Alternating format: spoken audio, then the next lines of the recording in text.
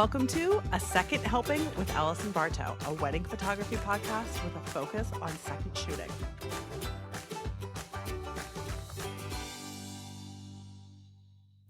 On this week's episode, Mary and Joseph get married. I nail the easiest cocktail hour ever, and a camera gets run over by the venue owner.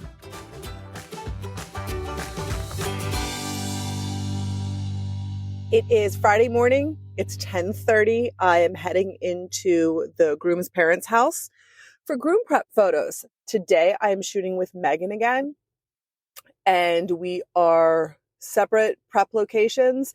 Then we will drive over to the church in Westchester, and then we'll head over to the barn at Stoneybrook for the reception. So we've got a good looking timeline. It seems manageable. All the travel time makes sense. And we've got good weather. I think it was supposed to rain a little bit earlier today, and it didn't. Sun's out now, a few clouds, 60 degrees. For the groom, I think we have the groom and 8 groomsmen. So my checklist of things that they're looking for, he's got the guys are all wearing suspenders, and the bride really wants photos of the suspenders. And then they have like the party bus coming to pick the guys up. So I will be driving separately, but the plan is that I will like get on the bus and get some pictures of them before they leave. Other than that, it seems very straightforward. There are some there are some pretty big family groupings. When we get to the venue for the reception, there's some big family groupings and then smaller family groupings, and they ideally want to attend all of cocktail hours. So we're going to hope to get started right on time and hopefully move through and get everything wrapped up in like half an hour. So that's the one thing that I'm curious if it will go as planned. And then I was supposed to be shooting 11 to 10 today, but Megan let me know yesterday that I will only be needed until 7, which is totally fine by me because I have like, I forget if it's like a 30 or 40 minute drive home. So not bad. But then I have to get up in the morning and head out in the morning by like 9 to my wedding tomorrow. So it'll be nice to get home and get everything charged and get to bed at a reasonable hour. So I was expecting that I wouldn't get home until like 11 something. So this is a nice surprise. And yeah, it's looking like a pretty great day. I can see all the guys' cars at the parents' house and balloons outside. So looks like they're excited, and I'm going to go head in now.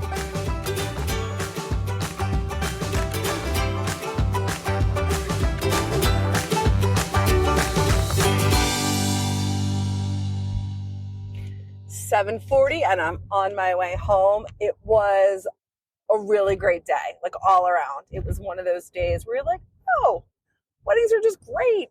So much fun. I'm tired, but it's so much fun. So I got to the groom's parents' house, and there were balloons on the mailbox, big Mylar ring that said "I do" on it. Then I noticed like a white bow on the lamppost, and then like a little welcome flag with a bride and groom on it, and a little white tulle type bow on a wreath at the front door. And I was like, oh, because it's the mother of the groom, and the only thing happening there is the guys getting ready. And I was like, oh, she's so excited. And so I got pictures of those, and when I rang the doorbell, like she opened it instantly, and she's like, I saw you. And she's very pretty, very nice. You could tell she was just so excited, and not like in an annoying way. Like it was just legitimate enthusiasm, and the dad was very nice as well. All the guys were just hanging out. It was the groom and 8 groomsmen. And I always ask at some point during getting ready, like who's married or how many guys are married. And with this group, nobody was married. And I ask because if most of them are married, then they kind of know the drill. Or if someone just recently got married, they're familiar with everything. But when you know they have never been in a wedding, or they've never had their own wedding, then it's okay to give them a little bit more guidance, just to make it easier for everybody.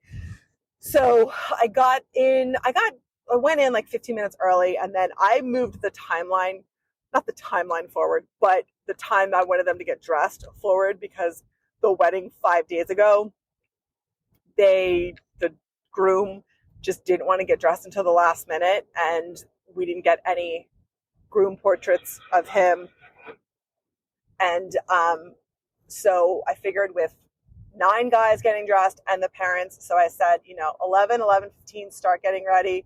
I want to do groom's portraits at 11:45. You need to leave on the limo bus at 12:15, and I have to get a picture there. So they started getting dressed. They were all in tuxes and suspenders, and they looked very handsome. They all had bow ties. The bride was really excited about getting pictures of their suspenders. So the mom told me right when I got there that, oh, I don't know if you know, but a videographer is coming. We just decided a couple weeks ago to hire a videographer. I was like, oh, okay, great. So she said he won't be here for long. He's got to head over to the girls. So he got there. I asked them for detail items. So they had gathered those and they set them down, and I was starting to put them on the table, and the videographer got there. He was nice. He was a little flustered. He said, because they booked last minute, it was just him, and he's used to working in a team of at least 2. So he said, I only have like 15 minutes here, then I'm heading over to the girls. I want to have him like dressed and getting ready, and I heard there's a card to read, so I want to do that. So he needs to be in like his shirt and his pants. And I said, okay, great. I've got some details here. And then I went over to do something with the groom, and I came back and he had set up all the details on the wooden floor and was videoing that. But that's not how Megan is going to want the details. I was going to put them on the table. So I got like one shot where it was, and then he had the groom start getting ready, but he was like, oh, and put this on. So we started taking the details and dressing the groom, and I was like, oh. So we got him reading the card, not out loud. Nice window light of that. His back was a little bit to the window, but it was really bright in there. All the furniture and everything was really light color. And then I took the groom's watch back, and he hadn't put his cufflinks in or like his little button covers. So I was able to shoot like the shoes, cologne, sunglasses, pocket square, watch. I put like the button covers on there. There was like his bow tie. So I was able to get some details, but I didn't get to spend as much time as I would have liked to for Megan. But I did have some additional details like from the house outside that I think will help. And then I was able to get most of the getting ready photos organically, which I always prefer because then it's just them actually getting ready. Plus, then I don't have to ask them to do it again. So I was able to get most of those. And then the dad was really funny. We were just about to start videotaping the groom reading the card, and we hear like piano music, which doesn't even register to me because I'm shooting photos. And so, but obviously it matters to the videographer. So the groom had to go and be like, Dad, can you just not play the piano right now? And he came and he goes, sorry. He's like, I think he's nervous. That's like just something he does. And it was like such a sweet, like earnest thing to do, is just play the piano when you're nervous. So, then the dad didn't want to get dressed yet. The mom didn't want to get dressed yet. So I got a few cans of the guys getting ready. And then I said, I want to take you outside at 11:45 and do those portraits. So then the mom said, oh, I want to be in some pictures too. I guess I should get dressed. And I was like, yep. So then I told all the guys, I'm going to get some individual portraits here with the groom. Then I'm going to do some of you guys as a group.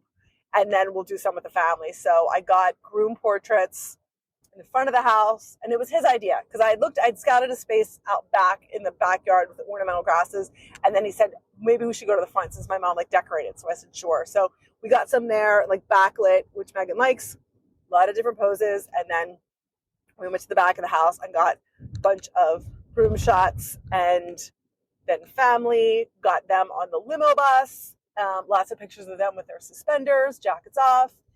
And we left right on time to head over to the church. So that was uneventful.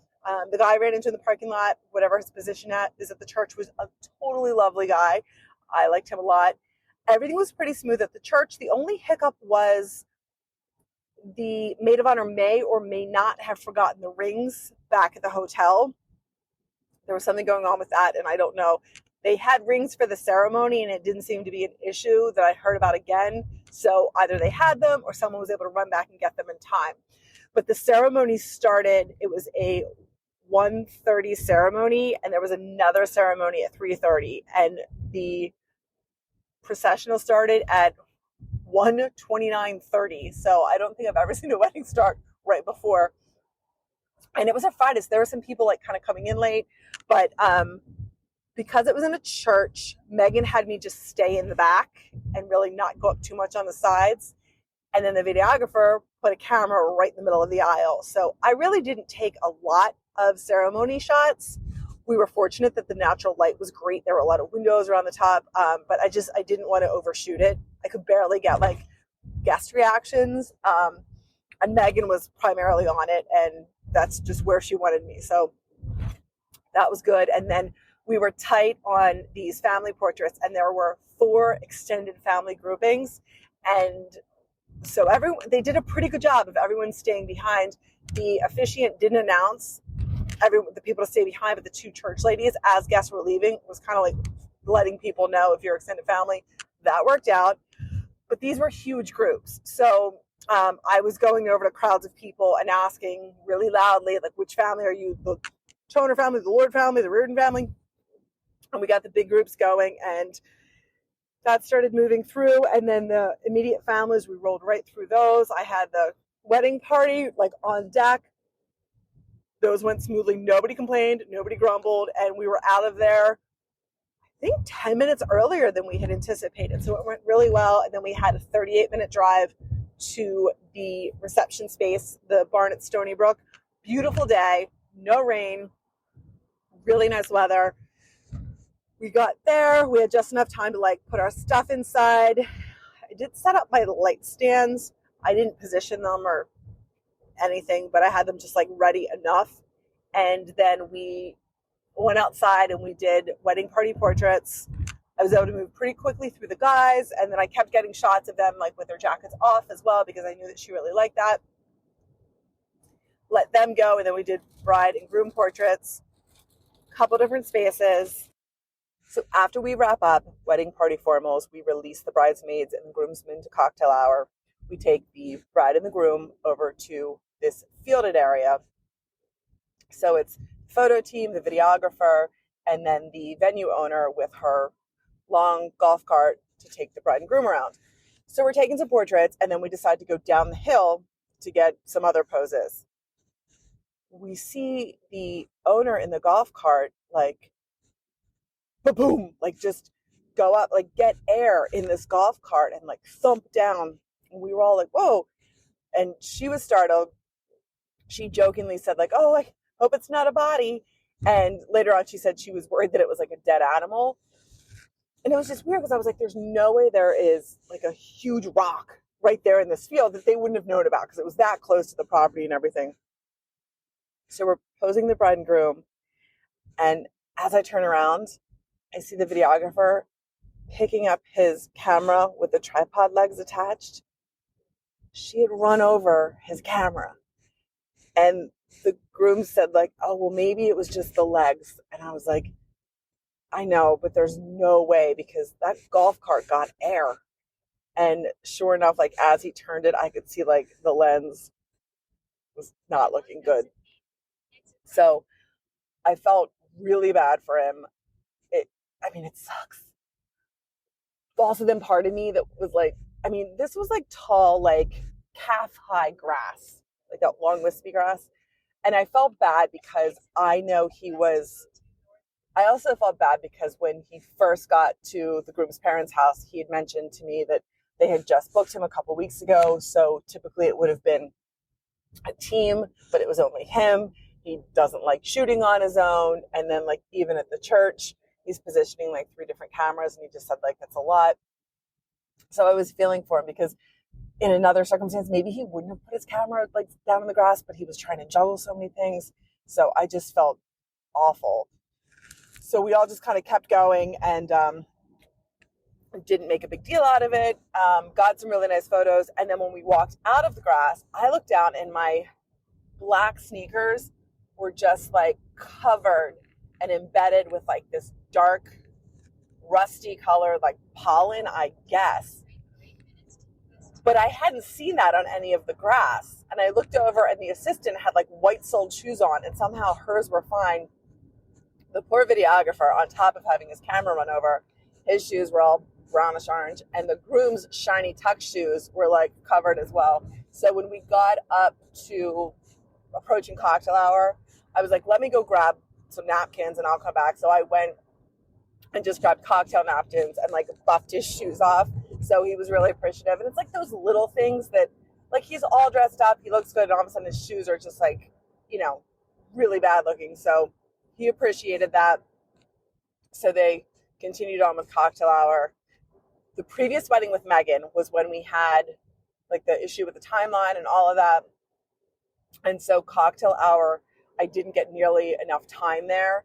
Those were all like indoor on camera flash. And so she said she really needed a lot. Cocktail hour photos. And in addition to grip and grins, she wanted candids. She wanted shots of the food. She wanted shots of the food being served. So just kind of like everything, which I love because it's a little bit more documentary style versus just the, can I take a picture? Can I take a picture? So I went down and I probably spent like 40 minutes. I'll check the timestamps. It may have been less. But I was able to do several laps through the area.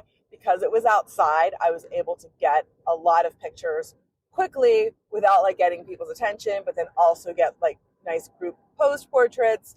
I was able to get the servers, the bartenders, guest signing the guest book. And so I got a lot for her that I think is what she's looking for. Felt good about that. Went in, was able to quickly position the lights. It's in a barn there, hence the name, barn at Stoneybrook. There are 4 big pillars kind of right around the corners of the dance floor. And so those are draped with tulle, so it's easy to put your light stands right there. We were able to set that flash up pretty easily, pretty quickly. It looked good. The sweetheart table, I came in, I was like, oh, that looks nice there. And Megan's like, this is not like Megan. She replies, no, it doesn't. It's backlit. And I was like, yeah, no, I mean, it just looks nice. I just wasn't going to comment on the positioning. And it was not like Megan to say, she never says anything like that. So it was kind of funny. And then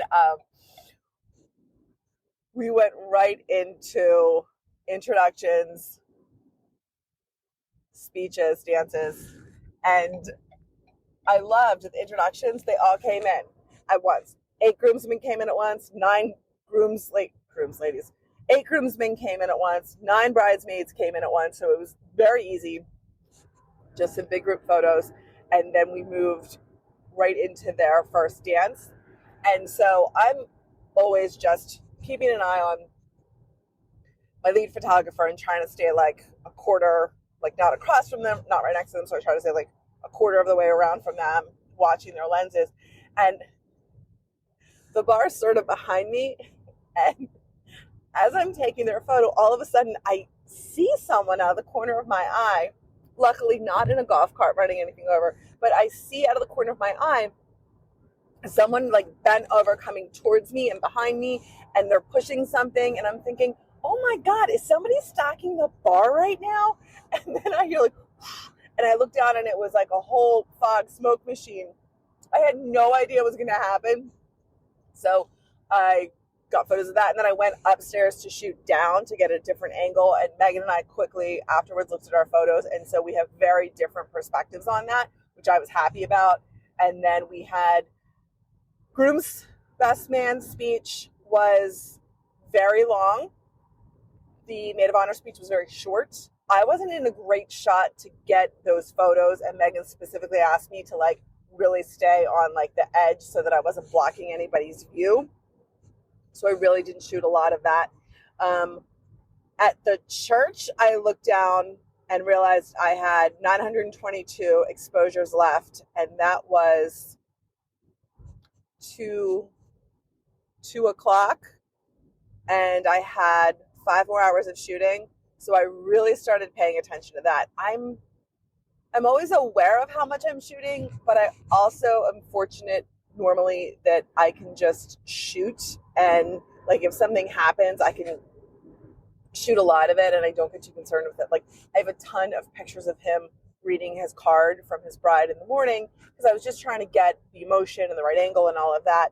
But then as I'm looking at it and I realize that I'm down into like under 1,000 exposures, all of a sudden I feel like I have to start budgeting my shots. I don't love that feeling at all because I don't want to be thinking about that instead of what's actually happening. So I wasn't shooting a ton at the ceremony, but then obviously I'm getting her angles, other angles for portraits. And then we've got the first dance you overshoot. And then I've got parents' dances. And then we broke for vendor meals. And then my time was up and I had 60 exposures left. But I get nervous because she only wants me shooting on one body. And I think the main reason is because she doesn't want two cards. Tonight was the first time I saw her showing something to the assistant, and she shoots one card for each portion of the day. So she was saying she has a card just for like details and getting ready, and then a deep card for ceremony, and then, which I've never seen anyone else do that. I didn't know that she shot that way, but I think that also explains then if that's how she's downloading her images and that's her routine.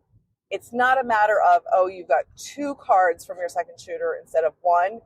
I think now she's got to break down all of those images from one card, and her flow for herself is to have them broken out. So if she were to have to do that twice, it would be more annoying. That is just my guess.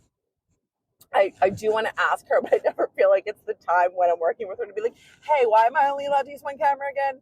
So I saw that. So yeah, I just always want to be really careful not to have to go into a second card.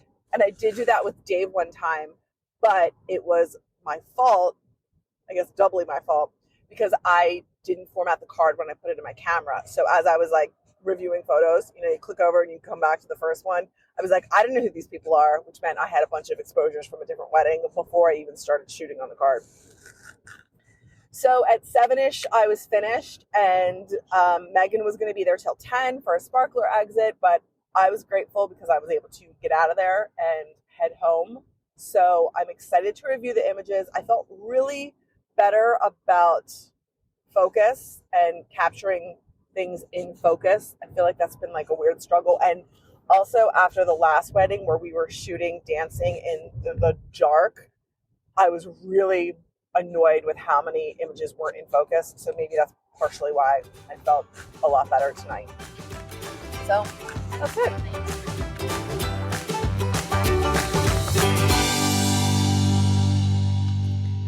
All right. I went through the photos. I took 1,870 over 8 hours, and that came out to 234 per hour, which is right where I like to be, especially for Megan.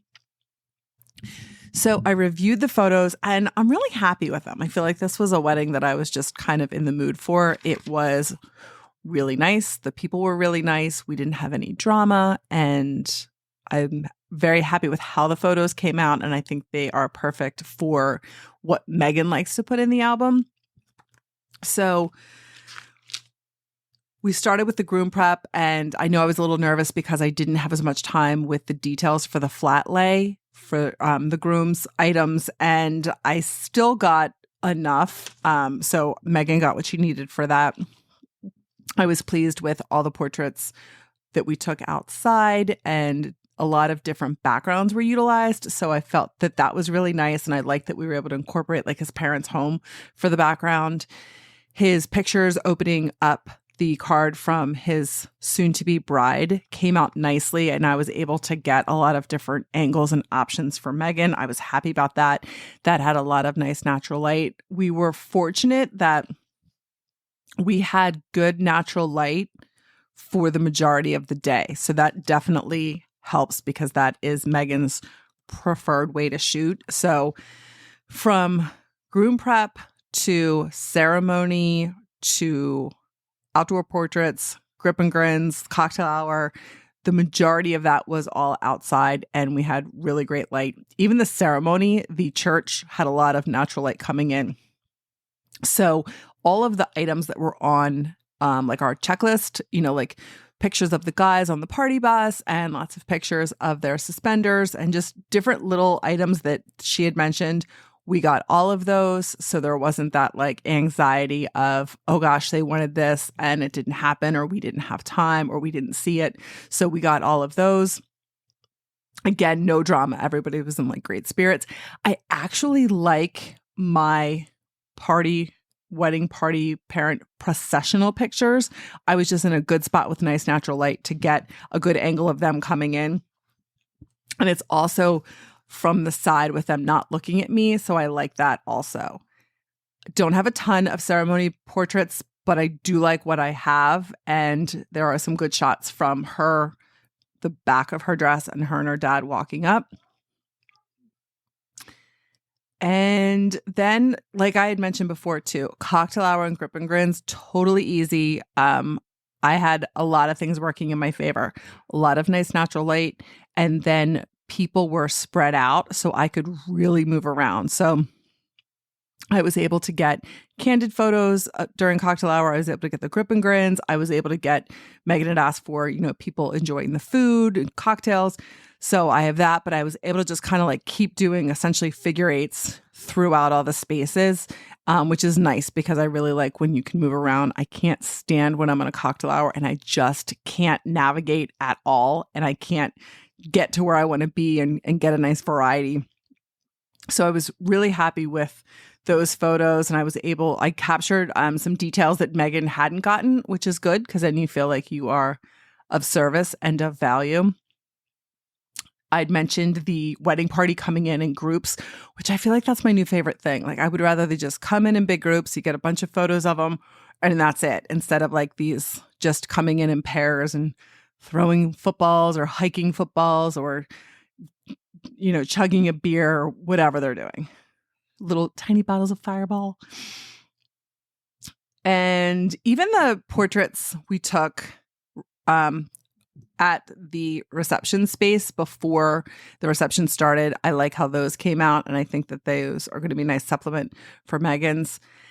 And then first dance, those came out well. And again, I was happy that I got a different angle. I was able to go up the stairs and just get some different options for Megan.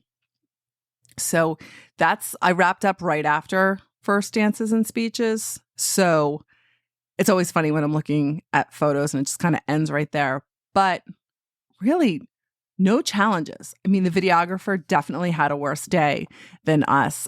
So it was really nice. I mean, everything went smoothly.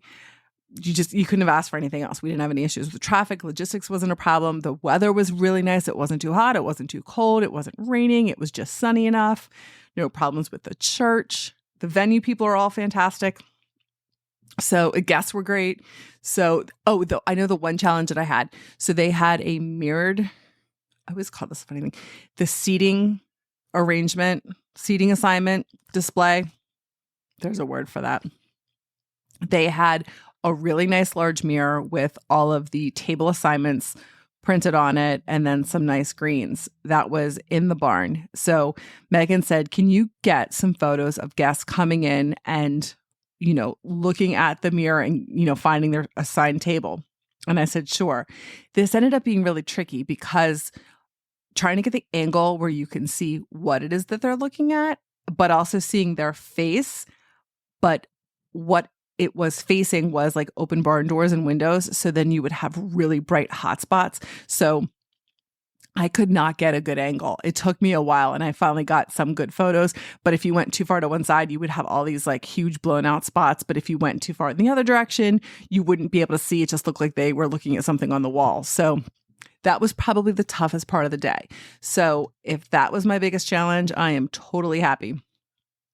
So it was a great wedding and it was good because it was like nestled right in the middle of like 4 weddings in 9 days. So that was good that it was nice and smooth. And that's it. So tune in next week. We have another really good wedding coming up. Thank you so much. Get ready, get set, let's go. If we never go, we'll never know.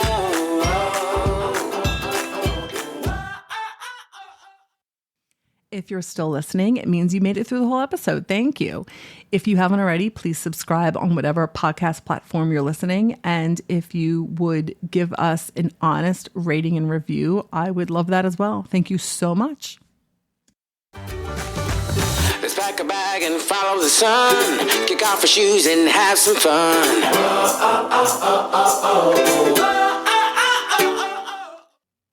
Thanks for listening to A Second Helping. Please like and subscribe. this moment.